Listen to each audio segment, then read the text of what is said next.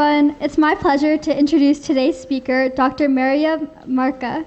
Dr. Mardkhe is the founder of Stir Bar Lab, a hands-on chemistry lab where individuals can create personalized and natural skincare and color cosmetics from fresh botanical ingredients. With more than 15 years of experience as a formulation chemist and a background in advanced materials research at the Max Planck Institute, BYU, and Blue Solution Inc., she holds multiple papers and patents working across diverse chemical industries.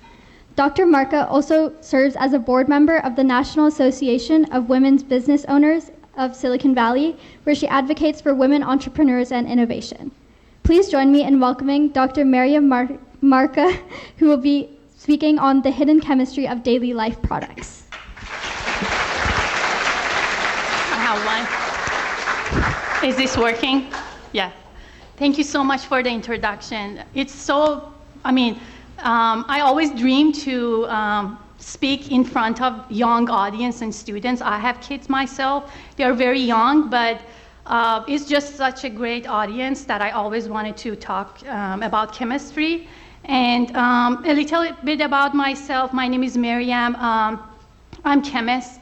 When I was in high school, I hated chemistry. My dad was a chemist. He was not even convinced me to like chemistry a little bit, but it happened that I had like a very inspiring teacher during my high school, and I started liking chemistry. I got my bachelor in chemistry, master in chemistry, PhD in chemistry. So 10 years in school, that's a lot, but that's here I am. So I moved to the United States in 2009, so I learned how to speak English, I learned the culture, and I worked in industry for about 10 years. And last year, I started my own company, and I'm gonna talk about what we do in our lab as well. But that's my background. And my goal today is to be able to make few of you like chemistry. I know most of you hate it, but that's where I was when I was at your age. So I'm gonna give you a little bit of chemistry reaction example that's been going on around our everyday life. So let me play this. I found this video on Anatomage website. This is so cool 3D video of black hole. And so this black hole video can show you how big the universe is, and I'm gonna tell you that who is the original chemist of all time? Nature. So this is how, before even the life existed, all the molecules and atoms were very simple, very like hydrogen, nitrogen, carbon dioxide, but once the life emerged and all these tiny factories that existed and were functioning by sunlight turned all these simple molecules to very complex ones, like nucleic acid, hydrocarbon, and protein, and then the life started. So this is the real chemistry. We are not chemists compared to this. So a very simple chemistry that you drink coffee maybe or not, but the caffeine in your coffee is about 100 milligram, and that 100 milligram is about 3 times 10 to the power of 28 molecules in it. It's so tiny, you can't even see that molecule, but I'll show you chemists put the caffeine structure on the paper, like the one you see there. It's very ugly with all these branches coming out, the ring and the double bond. I know what it means, but for everyone else, it's just so scary. But the way I look at the molecule is, molecule has depth. They are living species, and they rotate, they bend, and they are living matter. So it's not, when we talk about molecule, we have to think about they are living pieces, but they are so tiny, even the very fancy microscope, you cannot see them. The way we see them is on the right. It's a nucleic magnetic resonance. It's a very fancy instrument that would have a very specific peak of caffeine. So if I run my sample in the NMR, I'll get those peaks, and I say, oh, I have caffeine in this sample. So,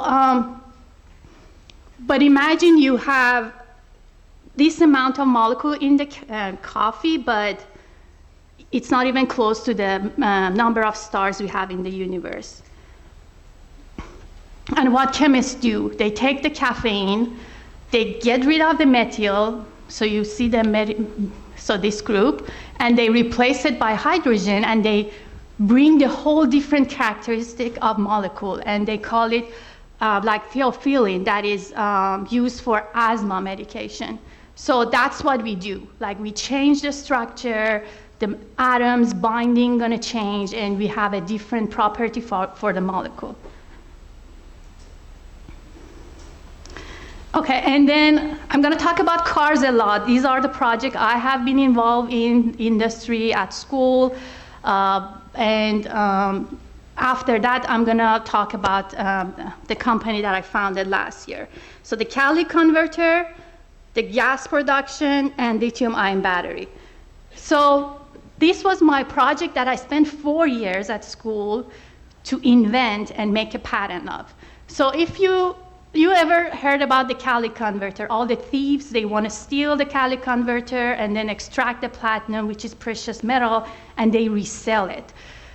So what that precious metal does is, it is sitting at the bottom of the car here, and it would change all the toxic gas based on reduction and oxidation, and then it changed them to less toxic gas. And that platinum surface is where all these reactions happening. Platinum is sitting on the ceramic bed. So this ceramic bed, it has to be engineered, has to be optimized so it can hold this platinum, and at high temperature they don't collapse. If they collapse, they come together, and the efficiency of reaction would deactivate it. So if you want to be chemist, that's the real example. Exhaust the car. You go down in like a base catalytic, which is mostly aluminum oxide, and you spend 4 years figuring out how to make it work, and then make a patent and sell it to the big companies. Same technology for the gas production. So again, that ceramic bed is very important to hold the catalyst. And if you go to refinery, there is like a reaction called Fischer-Tropsch. So you get the natural gas, and it goes into the reaction, and the gas would turn into liquid hydrocarbon. And based on number of hydrocarbon, you get different product and different application. And that's the gas that I was talking about. And same technology. If you can engineer and design a ceramic aluminum oxide structure that holds the pressure and temperature and doesn't collapse, it's going to bring the efficiency of the whole process, and we're going to use less platinum. Lithium-ion battery, when we think about lithium-ion battery, we think, oh, it was invented like, when Tesla came out. But it all started in 70s, and people started working on that chemistry all the way to 2010, when it came into the Teslas. And so in the middle, this is just a normal lithium-ion battery, but it's a fire hazard that you have heard about, because in the whole system, you have a liquid that can catch fire. And now companies like QuantumScape are spending decades to make that liquid media into solid. And then we are not seeing any battery goes on fire. So decades of R&D. Okay, no more cars, girl stuff. So when I was doing all these things, my daughter came and said, Mommy, I want to buy cosmetic. I want to buy makeup. And as a chemist mom, and I go to the store, Sephora, yeah, so we start like reading all these ingredients. I'm reading vegan, I'm reading natural. I go deep into the ingredients, and I don't see a single product that I would trust. And for example, so I find a tint that had 20 plus ingredients, and it has dimethicone, and the dimethicone, I use that solvent to cure my polymer. How come it has to be in the makeup? and the dyes, the fragrance. And so I decided to design a lab for people like me and my daughter who want to see what goes into their product to make their own. So I invited her to my lab, and I asked her to make her own makeup from natural product that I had in the lab, and then use it for her dance rehearsal. So that's the lab I founded last year. So in the lab, everything starts from scratch, and I have beans and plants and nuts. We start extracting oil and wax and scent, and we combine them and make the final product. Like lipstick, lotion, and perfume, lip balm. And now it's expanding, like I have more people coming to lab, but that was just an idea. You know, when I thought about doing this, it didn't sound really interesting for investors at the beginning, but then it came out to be, oh, now people like to be from passive buyer to productive buyer, so they want to make things in the lab. And so there are so many good things about it, that it's hands-on, it's empowering individual to make their own, and no pre-made supplies, and it's a minimal formulation. We're not adding any synthetic ingredients into our product. Okay, so this is the Breaking Bad station. I have this station in my lab too. So I'm going to talk about essential oil. You guys have heard about it or even are using essential oil. So these are the picture I took with my microscopes. And on the left is the lavender, on the right is the orange. There are two ways to make essential oils. One is what you see here. They call it steam distillation. So what is steam distillation? It means you have water, you heat up the water, and then you have your plant. For example, here I have lavender, and that heat and steam would bring up all the oil-soluble and water-soluble volatile chemical out of the plant, and all the vapor would come and condense and drip down here. So here I have the water in and out, which is cold, and it would turn the gas into liquid. And then I have the oil, and I have a water that I would later separate. So the top is my lavender essential oil, and the bottom is the water-soluble lavender. And I'm going to use the top oil for lipstick, and I'm going to use the water for the water-soluble product like lotion. So that's how they're made. The chemical responsible for that calming, fresh scent is linalool. So it has high vapor pressure, that's why it comes out first. And if you go buy perfume, the first smell is always the one that has the highest vapor pressure. So it means a push of the molecule that wants to get out of the plant. On the right, I have orange, different chemical compound, limonene, that is responsible for that citrus-like scent. But that chemical, if I put orange here, it's so sensitive that the heat of the vapor would degrade it. So the way you make essential oil of orange is by cold pressing. You ever heard about like cold pressing essential oil? And later on, like once you have both have oil and water, you can separate them. The next one is oil, just oil. When you go buy anything in the market, shampoo, conditioner, it always says, oh, the coconut oil, the jojoba oil, the, like the shea butter. And they're all in 3 categories. So you see something like olive oil or almond oil, that is just liquid. So this one is just I extracted in the lab as an almond oil. The bottom part is just the sediment, and the top part is just the oil. And the reason some oils are liquid and some are solid is because of their structure. So they all like a long hydrocarbon, and some of them they have double bonds, some of them they don't have, and they're just flat.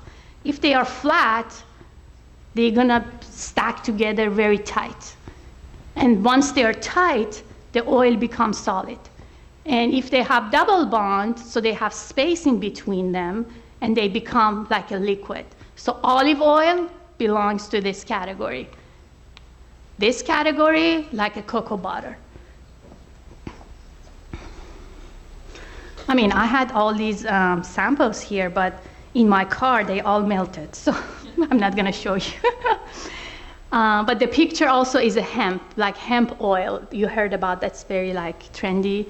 It comes from this tiny seed. And so here is just give you an idea when you go buy things. There are so many alternatives to natural ingredients, so I put some of them here. Even if you go find something that it says vegan, you have to dig down and see what kind of wax they use. If they use synthetic wax versus beeswax, they can call it vegan. But we always want to go with the natural because nothing can beat beeswax. It's breathable, it's occlusive, it doesn't let the water evaporate from skin. And if it says it has dye in it, be careful of that. Those aromatic ring of dye, not good for the body, better to go with the mineral. And be careful of the hydrogenation vegetable oil. So I told you that some hydrocarbon, they have kind of like double bond bended structure. With a very intensive hydrogenation process, they make those double bond like a single bond to change the structure. But that's not how that oil is supposed to be in the nature.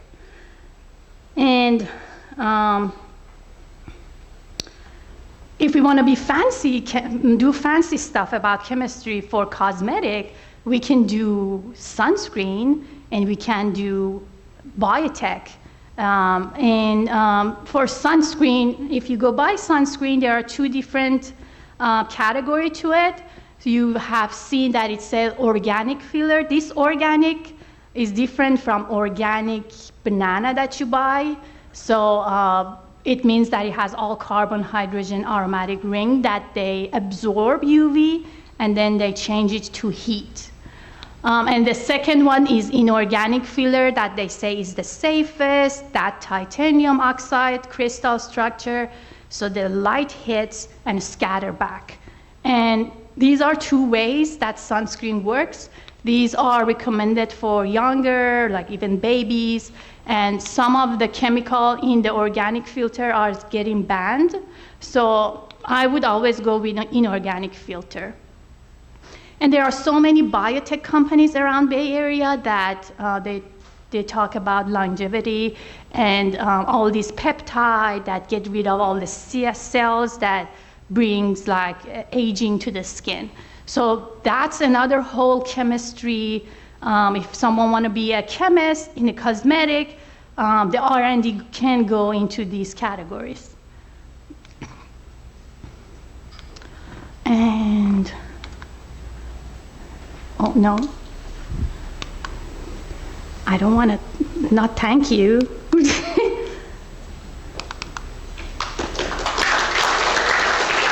Okay, hold on. So I think I skipped 2 pages. It's not going back. I don't know. I need help. So let's see. No. One more important page. I want to inspire you with that page. I can't go to that page. Oh, okay. It's locked. Let's see. Is it this one? You have one more here. This one? Yes, that's it. Yeah, that's the last page. Okay, this is the last page, and just want to inspire you. All these kids, they had their company. They live all around in Bay Area, and they started their company when they were 14, 16, your age, and so in the middle you see Herman Beckel. So he developed a soap that is fighting skin cancer. When I was young, if I would see this kind of news, I would say, oh, he must be very super smart kid But the thing he did, he reached out to a professor who was in the skincare and cancer research. And he said that, you know, can you help me? I want to develop that. And they become together, and he had, you know, his own company and developed that soap, and he became like the youngest kid on Time article. So don't be scared. If you have an idea, you can always collaborate. And on the right, you see Harper Moss. She raised about like 3.5 million. She's in Bay Area, and they are working on like increasing crop yield and removing CO2 from atmosphere. And on the left, you see Julia and Matt. They just had an idea to turn seaweed into plastic, and now they are like $1 million company. And so this was the most important page. I just want to let you know, you can be one of these. And yeah, I think I'm done, and I can get questions.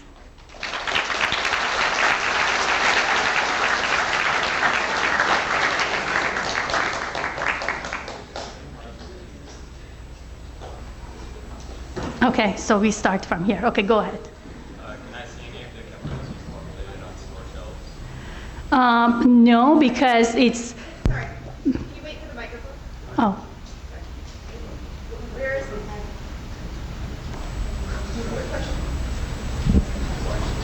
Maryam, can you repeat that question?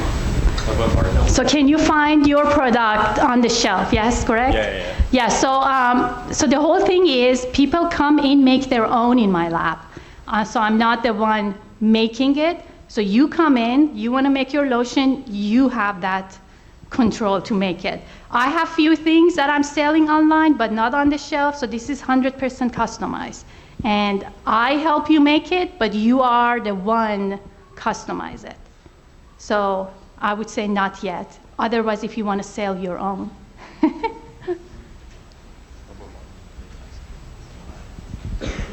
Over here. So you talked about getting the essential oils from oranges, and you talked about like how you cold press it to get the essential oil. I was just wondering what that process looks like more. Yeah, so actually I have in my lab, they call it mechanical press. So it basically, they peel the orange, and with the press and mechanical press, they squeeze like a juice you make at home, basically like that, but it's more like intense. And then it would separate the oil, and it would bring oil and water all together, and later on you have to separate oil. But it's just pressing the peel of the orange. So I don't know if that makes sense. We call it mechanical press. Okay, so who's next? Oh, over there. How did your teacher make you reinterested in chemistry? Can you repeat that? How do you what? Sorry. Like, how did your teacher make you reinterested in chemistry? Like, how do they like re-engage you or like make their like classes interesting? Oh, you mean in the lab that I have, or In school, oh, in school? your teacher. Oh, the teaching. I think for me it was like hands-on, like just memorizing things with the chemistry is really hard. But I learned that, like, my name is Maryam, I look like that. Benzene has its own character. So when we talk about benzene, it's a ring and it has double bonds. So we have to memorize all the names and the friends first, and then we start interacting with them. So that's the hardest part. You have to memorize the name with the structure, and then also get it hands-on. Like if you read something, like a video that I show you at the beginning, there are so many, with the AI thing, so many resources out there that you can go see actually by video how does that work instead of just memorizing things. Okay, on this side. You talked about natural versus synthetic like components in makeup. Are the synthetic components like chemically identical to the natural components, or do they just act the same? So the thing is, if they want to sell the product, it has to be cheap for the manufacturer. To be cheap, it's the best way is to go and synthesize it in the lab. And for example, if you put the lotion on your skin, sometimes you say, oh, it's too greasy or too dry. That feeling, that sense is, there are different chemical to it. Like they basically synthesize those chemical, they put it in the lotion, and different lotion, they have different scents. And it's not good for your skin, but it gives you like a feeling, that aesthetic or the viscosity. So it plays around like how it would look, how it would feel on your skin, but it doesn't do anything for the health of your skin. But the natural alternative, they do have all these fatty acids and they are good, but it's more expensive, so manufacturer wouldn't like to go that way. What advice would you give to someone who's like trying to follow your footsteps? Oh, okay. So that means you like chemistry now? Okay, good. So I would say follow your dream. If your dream is far away, it doesn't matter. Follow your dream and never give up. It goes down, it comes up, it goes down, it comes up, but finally you get there. I mean, the first year that I came to the US, I was not even able to hear what my professor is talking about. I couldn't, like my English was okay, but not in a way that I can understand him. So it took 6 months, I didn't give up. So that's what I would say, follow your dream and don't give up. So you get there, but you should have something. You should have a plan, you should have a dream, you should have a goal. And if you say, I'm gonna lie on the couch and say, oh, I wanna be lucky. No, that's not gonna happen. You have to fight for it. You have to do what you're supposed to do to get there. You were talking about zombie cells and how those specific cells encourage skin aging and how peptides combat that. Can you go into that a little bit more and explain that? Yeah, so there are like companies like, I think I know OneSkin. They have done 10 years of biotech research on developing the cells that it's not the actual cell, but it has all the nutrition that the cell needs to replicate. And those nutrition, they extract it and they put it in the lotion or anything. And those nutrition basically have been through a very excessive R&D, and they separate them and they put it into the skincare product, like peptide. Like they're like a smaller, I would say, molecule that they can enter your skin rather than the long fatty acid that sits on the skin. So it's more engineered, but coming from, I would say, the food and nutrition that the cell needs to replicate. So that is like a whole new space of biotech that people can go and explore, like be a biologist or chemist, or and then they can work on those. But exosome is the next thing that is coming out. That is very complex of the peptide, but I'm not too expert on that, but if you hear about that, that's the next things coming up. Okay, go ahead. Personally, I don't like any like artificial preservatives like Red 40, like Red 3, like any of that stuff. So I'm interested to know like what are the alternatives to that, and like is that like possible in like that like makeup, whatever, like not just food?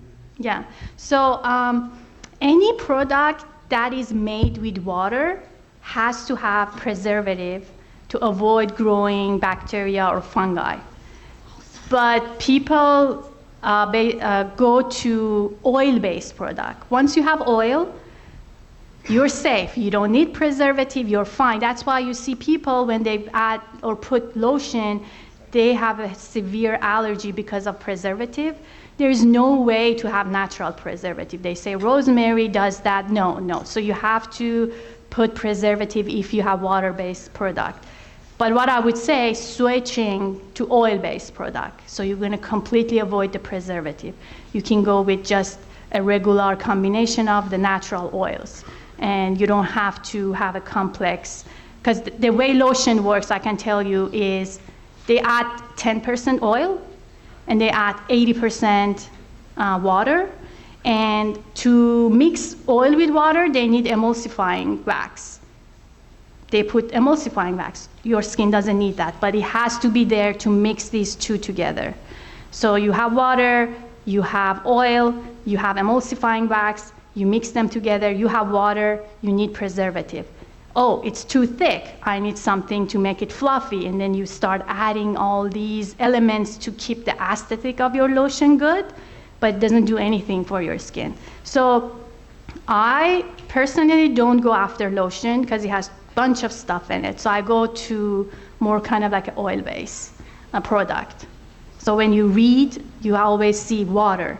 If it's water there, you have benzoic acid or alcohol in there. So that's what I would say. So about earlier about like the story with your daughter and how you like made her do all the like natural makeup stuff.